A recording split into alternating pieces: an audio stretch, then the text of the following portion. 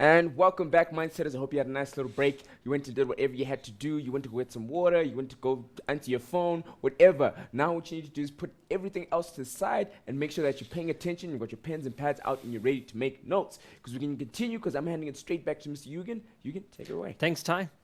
Right, let's look at some of those examples of food chains that we discussed earlier on. Right, so here we have a typical terrestrial food chain. Terrestrial meaning a food chain that we find on land. Okay, a fancy term, terrestrial. So a terrestrial food chain would refer to how the energy would flow from one organism to the next on land. Okay, so when we look at this food chain, we see that we've got our producers. We've got our producers down here, and these are the organisms that provide the energy. They're capable of photosynthesizing. We refer to them as the organisms in the first trophic level, and that is the producers. This energy is then passed on to the mouse, and the mouse is obviously the primary consumer, and we refer to that as the second trophic level. And these are the herbivores. Again, herbivores are organisms that consume plant material, and in turn, the energy that the mouse would acquire and store in its body will then be available to the secondary consumer, and the secondary consumer in this case would be a snake, and it would be on the third trophic level. Again, a snake is a carnivore, an organism that feeds exclusively on meat or the flesh of other animals.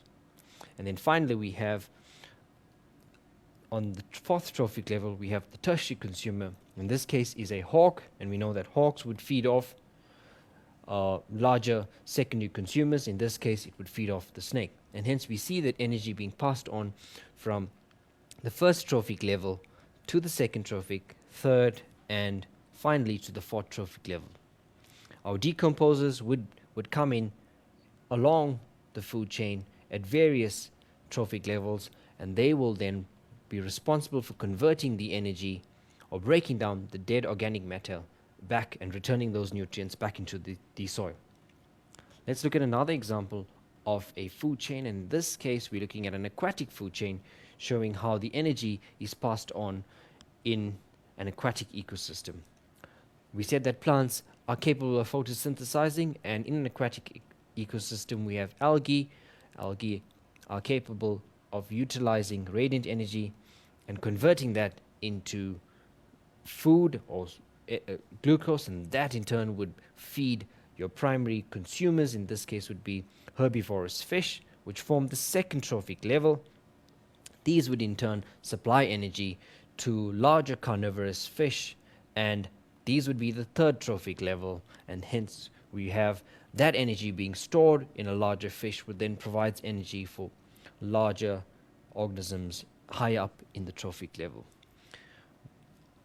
What you'd notice in this slide is that, and in the previous slide, is that as we move up a food chain, the size of an organism changes. Here you'd see plants being very small, but as we move further up, the size of the organism increases. Here we find that the herbivorous fish are much smaller than the carnivorous fish, and then we have the hawk, which are obviously much larger than the carnivorous fish. And hence, the amount of energy available at the next trophic level would substantially decrease, as much of the energy goes into the life processes of the organisms. Right, let's look at how energy is passed on from one trophic level to the next with another series of diagrams. So energy is passed on from one trophic level to the next. The original source of the energy is radiant energy from the sun, and we looked at that already. In a food chain, the arrows will indicate the direction in which the energy flows, and often energy flows from one organism to the next. And in this diagram we see the direction of the arrow indicating the flow of energy from one trophic level to the next. What is important to note is that there is always less energy available to organisms higher up in the food chain. And why is this, guys? We tend to consume food. How much of that energy is utilized by us, how much of that energy goes into our body into building muscle? And if we think about it, not all of it. Lots of that energy is utilized for the normal physiological processes, but we tend to lose lots of energy as heat. We tend to lose lots of energy as waste as well. And hence we say that when energy is passed on from one trophic level to the next, the amount of energy available always decreases, because lots of that energy is given off as heat as well as during excretion. So we say that there's always less energy available to organisms high up the food chain due to the loss of energy at each trophic level. So the initial amount of energy that is available to producers would substantially decrease as we move further up into a food chain. Right.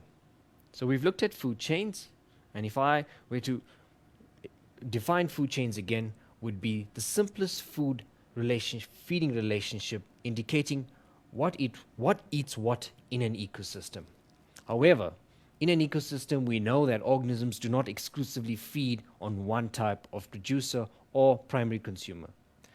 The reason behind this is that animals in an ecosystem would need to look at alternative energy sources depending on the availability, and hence we see that a food chain does not exist entirely by itself. It would be interlinked with other food chains. And hence, when we see several food chains interlinked and networked together, we refer to that as a food web. Okay, so here's an example of a food web, and we're going to look at that in detail. Okay, so let's look at how energy flows in a food web. So most animals will feed on a variety of food, and hence we said that they do not rely exclusively on one type of food, and they need to have different sources of food available. We know that in an environment, the conditions change, organisms would change, and hence to ensure that they survive, they need to have alternative sources of food. The best way of illustrating this interaction between different food chains is using a food web. Okay, so let's look at, sorry guys, okay, let's look at this food web here.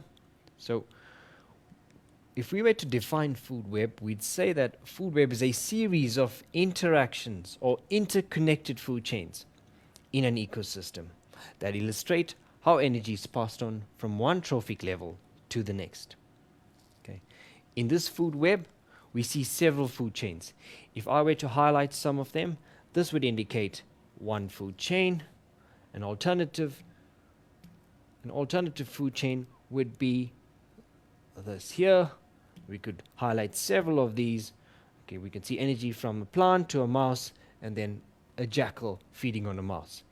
And hence, if we look at food chains, many organisms provide a source of food to several other organisms, and hence this interconnectedness is referred to as a food web. Right. So before we get to our questions, we're gonna touch base with what we've done already. I'm going to refer to some of our questions, and I'm also going to take questions from you. So keep those questions coming. Ty's going to chat to me in a while, and he's going to give me some questions. So we started with biotic components today. We looked at the primary consumers, we looked at the producers, and we looked at the consumers. We said producers were the autotrophs, the consumers were the heterotrophs. We looked at heterotrophs, and we looked at the three different types of heterotrophs: your herbivores, your carnivores, and your omnivores. We looked at decomposers as well. And then we discussed what scavengers were, predators were, and what prey was. We then went on to looking at how energy is passed on in a food chain, and we referred to that movement of energy from one trophic level to the next as a food chain. And then we looked at how food chains are interconnected to give you a food web. Now let's look at some questions that I've prepared for you, and I hope you're going to try and attempt these, and I'll get some feedback from you guys.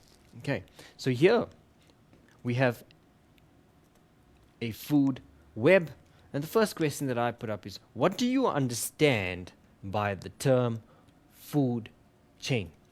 Now, it's a very simple definition. A food chain refers to the flow of energy from one organism to the next.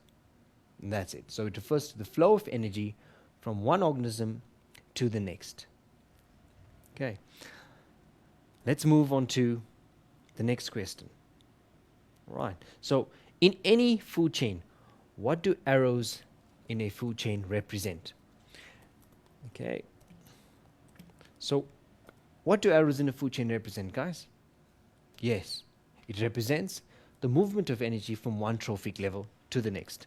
If we look at this food web, we see that energy, these arrows represent the energy being available from the grass to the rabbit, and in this case, from the rabbit to the hawk.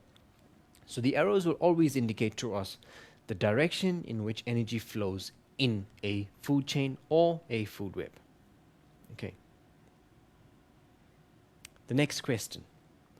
From the above food web, identify one food chain with 4 trophic levels. Let's look at that question again. Some keywords. We need to identify one food chain with 4 trophic levels. Now, if we can recall what trophic levels mean, trophic levels refer to the feeding levels or the organisms occupying the different levels in a food chain. So if we look at this food web, there's several that we could identify. So we've got to identify a food chain with 4 trophic levels.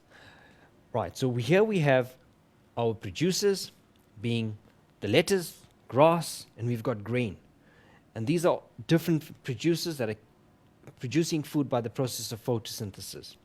If we were to identify the second trophic level that feeds off lettuce, we would identify the snail. So the snail is an organism that feeds off the first trophic level. So we'll call this the first trophic level.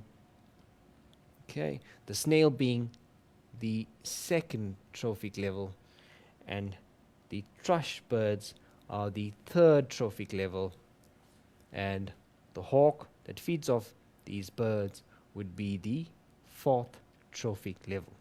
So if I were to illustrate this in a diagrammatic form, I'd obviously write down lettuce, an arrow indicating the second trophic level, that'll be the snail. The next trophic level would be the thrush birds, and finally the fourth trophic level would be the hawk. Okay, so I'm going to call this the first trophic level, the second trophic level, the third trophic level, and the fourth trophic level. So that's one of many food chains that we could identify. I'm going to challenge you guys to identify the next one. I'm going to play around, I'm going to change the color of my pen and try and identify another trophic, another food chain with 4 trophic levels. So I'm going to look at grass as being 1. Rabbits feed off grass, so this would be the first trophic level. The rabbit would be the second trophic level.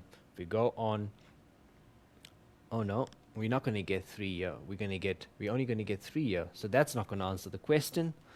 Let's look at an alternative. Okay, let's take that out. Right, let's see, before we get down to this. So if we look at, okay, interesting. So we've got grain, we've got mouse, we've got, right, there's one that we've identified. So here's the second one with 4 trophic levels. We've got grain, we've got a mouse that feeds off the grain, we've got a snake that feeds off the mouse, and obviously we've got the owl that could feed off the snake. And here we've got 4 different trophic levels in the same food web. So we could call that, the second example would be grain. That'll be the first trophic level. The next would be the mouse. The next would be, if we let's scroll up there, and that was the snake. And the fourth trophic level would be the owl. So in this food chain, we've got the grain, which would be the producers, produced by the wheat plant, the mouse being the primary consumer, the second trophic level, the snake being the secondary consumer on the third trophic level, and we have the owl being the tertiary consumer on the fourth trophic level. So if we go back to the question, we look at that question again. So we've got to identify one food chain with 4 trophic levels. And this is a 2-mark question. So we've identified the food chain, we've identified 2 possible answers. Here we've looked at one and that would give us 1 mark there, and obviously for labeling the different levels, another mark.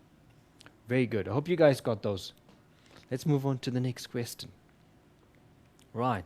So we're referring to the same food web again. Give the name of one organism that is found in the trophic level containing the most energy.